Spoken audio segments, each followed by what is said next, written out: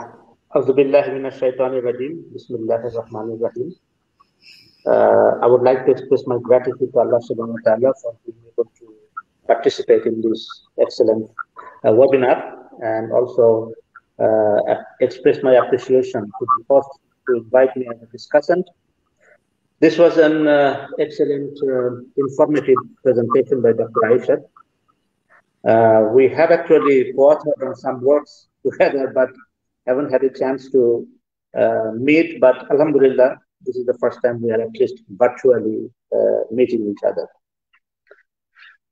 In regard to the presentation itself, focusing on Zakah and in connection with the SDG goals, I would like to make some observations that hopefully both the presenter, keynote speaker, as well as others might take as some food for thought, and this requires some further elaborate discussion. Number one, that often when we talk about Zakah and we want to identify the potential of Zakah, relevance of Zakah to solve the problem or challenge of poverty, we often ignore the fact that why in the world that poverty has been persistent in the world, including in the Muslim world. We have a nostalgic historical narrative that some point in history, some point maybe centuries earlier, there was a time when there was no poverty, it was eliminated through good leadership, good governance, and so on. But somehow, after that, that did not continue or sustain. And we ended up with the same kind of thing, that we have persistent poverty.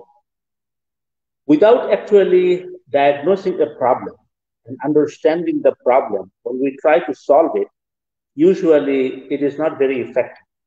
And in my humble understanding, that we often have ignored the challenge of understanding the poverty, its causes, its nature, its extent, and so on. And then when we try to bring Zakah into the picture, we miss the boat by a long shot. So my first point would be that all of us who believe that Zakah is both an ibadah and a muamala, and it has definitely a very significant role to play, it is important that we understand the causes behind poverty and how Zakah exactly is going to help us in this regard. It needs to be mapped out. Because I have written some papers on these, published papers, including two papers, The Challenge of Poverty and Poverty of Islamic Economics, and another paper in the same line, and also some works on Zakah. I invite the listeners here and the viewers, as well as fellow discussants, to read those to get further understanding. But when I look at the history of us and then try to understand that why poverty persisted, one of the things I find it quite disappointing, that it seems that we never have taken poverty as a serious goal to address, serious problem to address. Any society in the last 100 years or so that took the challenge of solving their poverty, they have succeeded. Most of those societies have been able to marginalize poverty to a large extent. Why we are having problems, that needs to be identified and addressed. One of the things about the dysfunctionality of our approach and understanding regarding Zakah is that since we take it as an ibadah, most of us are kind of God-fearing and we want to fulfill our requirement to pay Zakah, and many of us do pay Zakah. But as soon as Zakah has been paid, we think our responsibility is done. May Allah accept our ibadah, and then basically let it be barakah from Allah subhanahu wa ta'ala to take care of the problems. But the problems don't get taken care of that way. It requires a mapped out approach, a targeted effort, a specifically designed plan that is going to be used for whatever resource you have. If not just zakah, any resource, if it is not spent in a targeted, in a properly designed, in a mapped out way, we can keep giving zakah. But then I have given zakah, and who got it? How did it help that person? Did it actually help the person in an enduring way, a lasting way, a sustainable way? I am not concerned about that. I have fulfilled my responsibility by giving zakah. Until we realize that our role is not just to give zakah, but to be sensitive enough, to be aware enough, to be engaged enough that I want to see that nobody should be receiving zakah. Nobody should be needing zakah. We should be working together in such a way that a time should come. It may take 5 years, it may take 10 years, let it take 100 years. That within that time frame, gradually, we are going to move the people who are below poverty to a level where they are not going to need zakah, and maybe they would be even turning into zakah payers.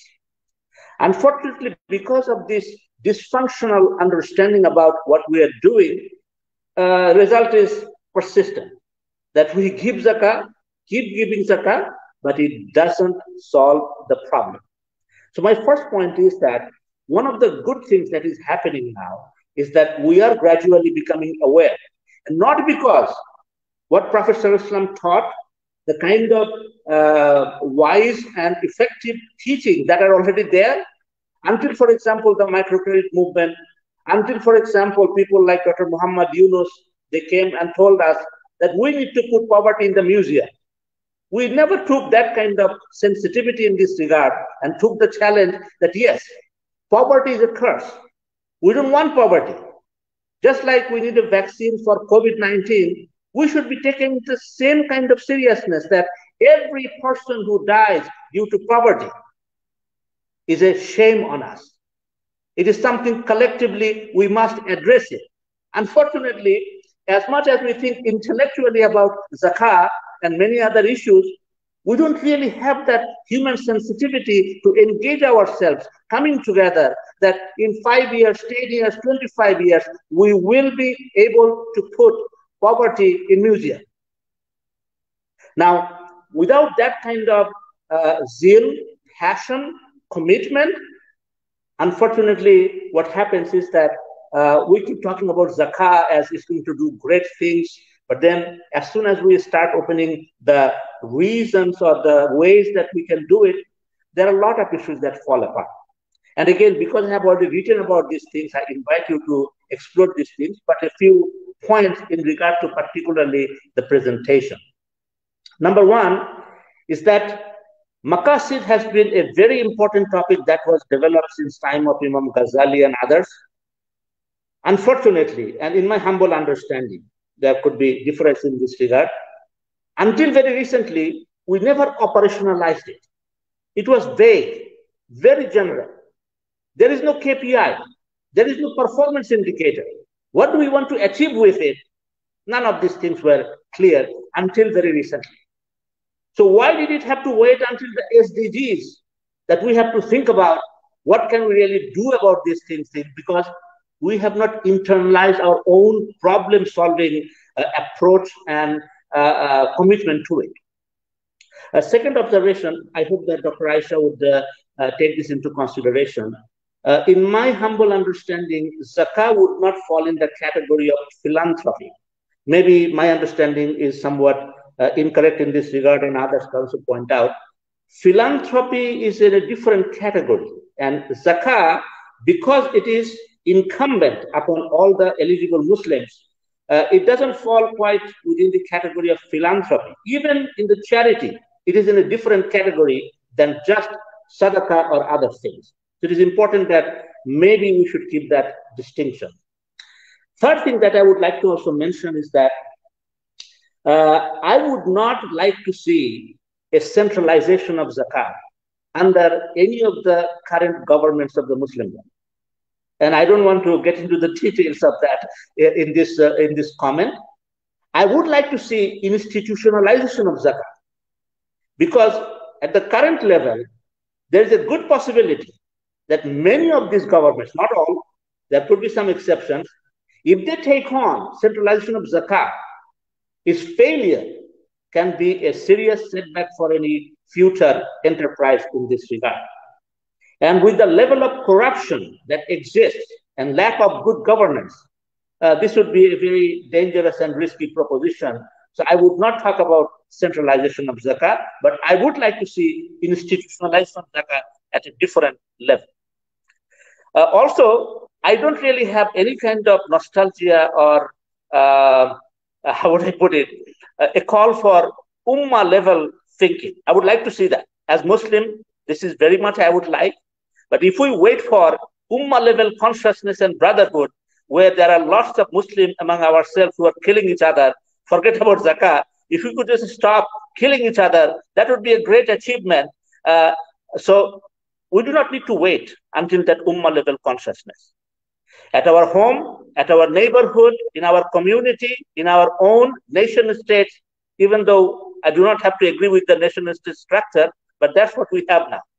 We do not need to wait until the Ummah level nostalgia to address these things, although anything, progress can be made in this regard would be great. There are a lot more things that could be said. I would like to again thank Dr. Aisha for connecting these discussions with SDGs, which is very much operationalized. We need to explore further, and inshallah there will be other opportunities in future to explore it. And once again, I invite you to read some of my works in this regard, where I have elaborated on some of these issues. Thank you. Assalamu alaikum wa rahmatullah. Thank you very much, Dr. Mohammed Omar Farooq, for his wonderful speech, though in very short and in very precise.